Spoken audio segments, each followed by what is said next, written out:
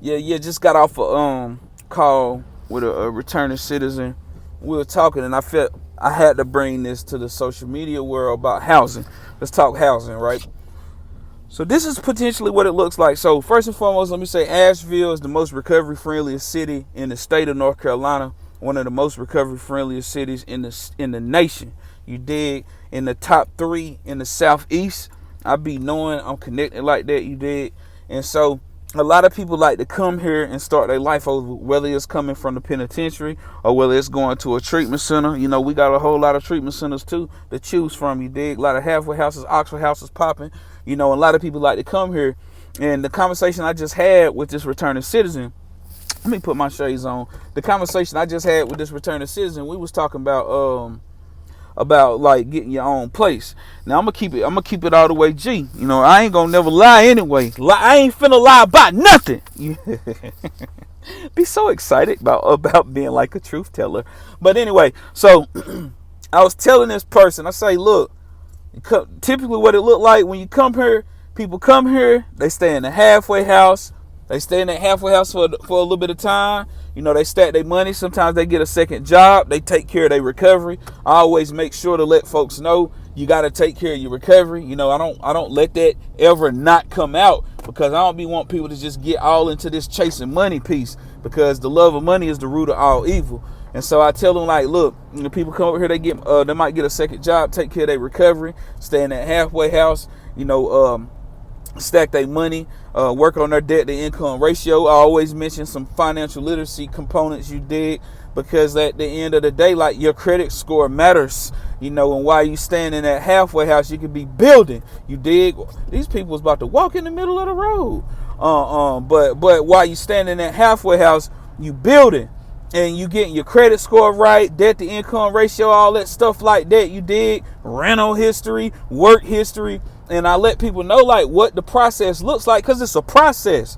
And so, like, you stay there, and then you might get a roommate, you know, and then you get a roommate, and y'all might move out and get a spot then. You might get a landlord to rent to you then. But it's important that you stay out of trouble. It's important you work on your credit and stuff, because at the end of the day, you already got a strike against you because you got a background. And so having a background and bad credit, and you know what I'm saying, that ain't how it works if you're talking about getting your own place. And so that's what the process looks like. You have to do those things. So for those folks that are wanting to relocate, come to Asheville, you got family members that's coming up here that you want to refer to Operation Gateway, that's going to be releasing from the penitentiary. Make sure they understand, like, the first stop is a halfway house. We ain't got it like that to just be getting people into apartments. Hell, I know people right now that's trying to get their own apartment that's been doing the right thing for a minute. They done already showed thyself approved. You know what I'm saying? They done did their thing. And I mean, and to be real, let's not forget, Change Agent Cooper himself wasn't able to get somebody to rent to him until the year 2017. I had been out for a hot minute. You know what I'm saying? And so, like, it wasn't something that was easy to do, get somebody to rent to me, especially with having a violent conviction. You did. And so I'm just putting this out there because you might have a loved one, or maybe you advocate for a loved one, and I have had that happen before too, in which, what in the world? I have had that happen before too, in which, you know, a loved one might be advocating for their family member, and like, can you help them get their own apartment? No, it don't work like that. It don't work like that. But, you know, I can understand where a person coming from. I can understand a person want to have their own stuff after doing that time. I respect that. I have seen a person or two be able to get their own that was like on work release, that was guapped up and came home and got their own thing. But I also seen some people that was like that had all that guap, all that money. Listen at me with the slang.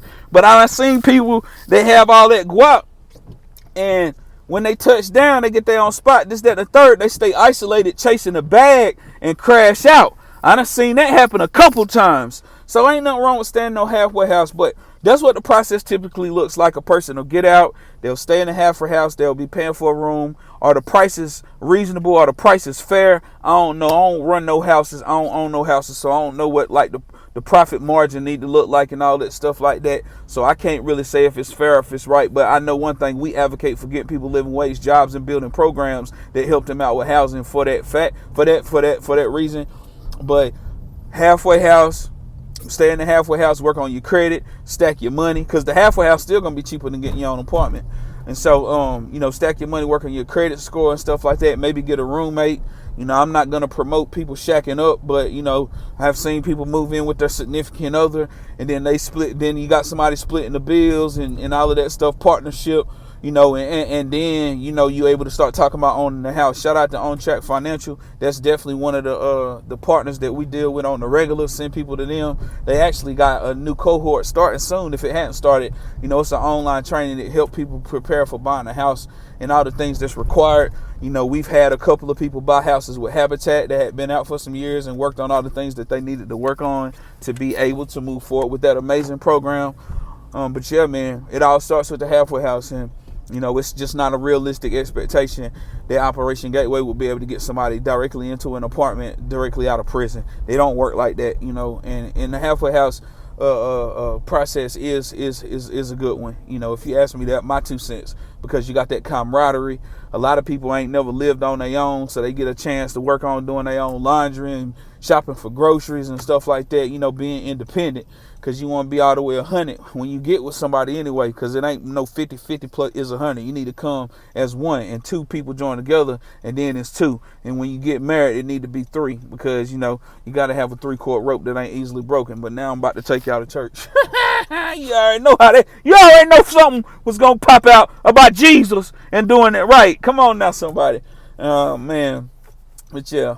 This is about 7 minutes. I'm going to try to keep my videos 7 minutes or under. For those that follow me, I hope that you got attention span that can last 7 minutes, because the 2 minutes, I can't get everything that I need to get out. I'm working on that on my TikTok presence with these short videos, but whenever I'm going up to 7, I'm going ahead and putting them joints on my YouTube channel. And the topics, the topics are topics that people need to hear, especially when we're talking about reentry, especially when we're talking about social determinants of health and housing and stuff like that. I'm here for it. I'm a voice, not the voice, but a voice. Let's go.